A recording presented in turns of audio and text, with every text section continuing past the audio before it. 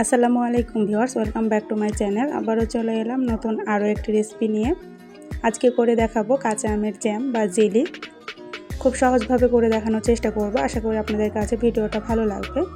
বাইরে থেকে অস্বাস্থ্যকর জ্যাম কিনে না খেয়ে ঘরে খুব সহজে এই জ্যামটা বানিয়ে নিতে পারবেন। আর ঘরের তৈরি প্রতিটা খাবারই স্বাস্থ্যকর। আর বাচ্চাদের নাস্তায় বা টিফিনে এই জ্যামটা দিতে পারেন, বাচ্চারা অনেক বেশি পছন্দ করবে। কাঁচা আম ফুরিয়ে যাওয়ার আগে খুব সহজভাবে এই জ্যামটা ঘরে তৈরি করে নিতে পারবেন। আশা করছি আমার আজকের রেসিপিটা আপনাদের কাছে ভালো লাগবে। রেসিপিটা ভালো লাগলে চ্যানেলটা সাবস্ক্রাইব করে রাখবেন।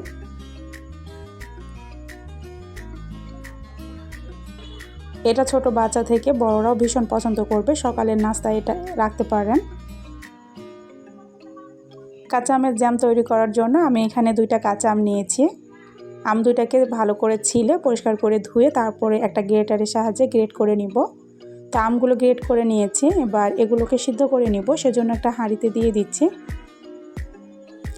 আমি এগুলোকে গ্রেটার দিয়ে গ্রেট করে নিয়েছি। আপনারা চাইলে এটা বটি দিয়েও করতে পারেন।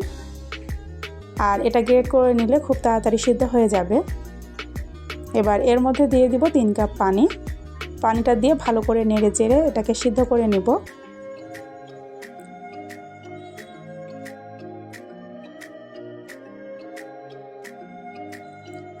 আমটাকে ভালো করে নেড়েচেড়ে সিদ্ধ করে নিতে হবে। আর এটা খেয়াল রাখতে হবে যেন পুড়ে না যায়, পুড়ে গেলে এটা খেতে ভালো লাগবে না।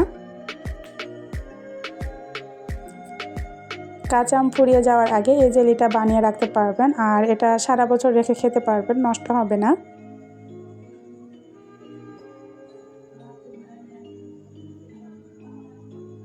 আমগুলোকে সিদ্ধ করে নিয়েছি, এবার চুলা বন্ধ করে এটাকে নামিয়ে নিব।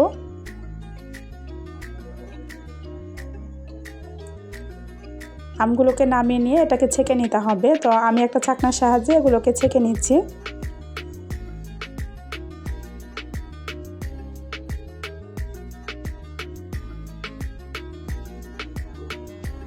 আমের গায়ে যে এক্সট্রা পানিটা আছে এটা চেপে চেপে বের করে নিতে হবে।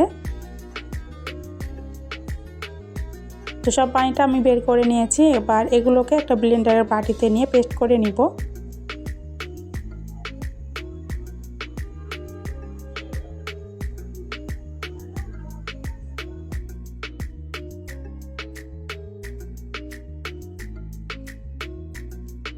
তো এই তো আমগুলোকে পেস্ট করে নিয়েছি। এবার আম সিদ্ধ করা পানির মধ্যে আমগুলো দিয়ে দিব।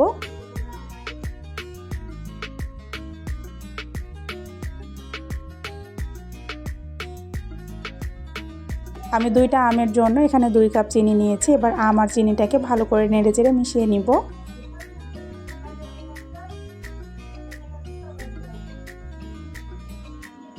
চিনিটা গলে গেছে আর আমটাও ভালো করে মিশে গেছে। এবার চুলাটা ধরিয়ে এটাকে জাল করে নিব।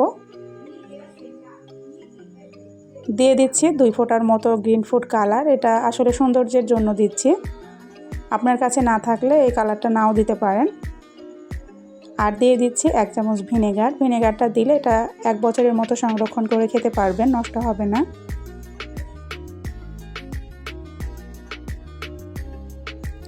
এবার এগুলোকে নেড়েচেড়ে ভালো করে মিশিয়ে নিব।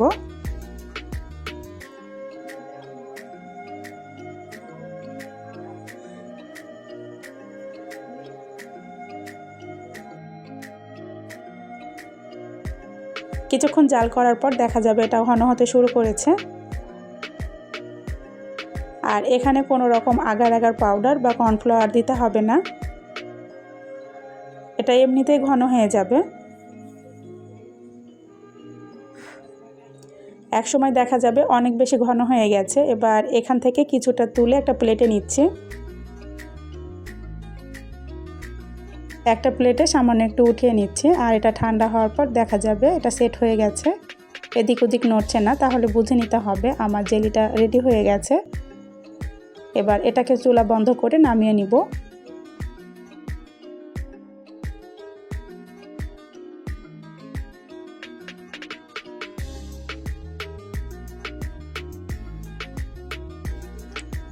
গরম থাকা অবস্থায় যে পাত্রে সেট করবেন সে পাত্রে ঢেলে নিতে হবে। আর এটা জমতে খুব বেশি সময় লাগে না, এটা ঠান্ডা হলেই জমে যাবে।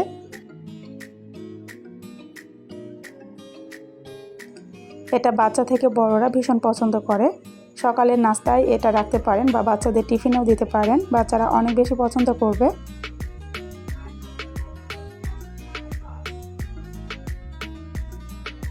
আর দেখতে পাচ্ছেন জ্যামটা কতটা পারফেক্ট হয়েছে। আমি যে নিয়মে করেছি ঠিক একই নিয়মে যদি আপনারাও এই জেলিটা বানিয়ে নেন তাহলে আপনাদের জেলিটাও এরকম পারফেক্ট হবে।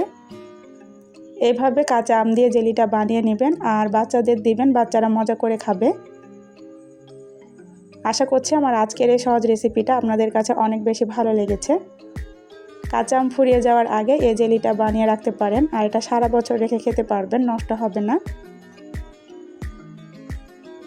আশা করছি আমার আজকের এই সহজ রেসিপিটা আপনাদের কাছে অনেক বেশি ভালো লেগেছে আর সহজ মনে হয়েছে। আজ এ পর্যন্তই, সবাইকে আল্লাহ হাফেজ।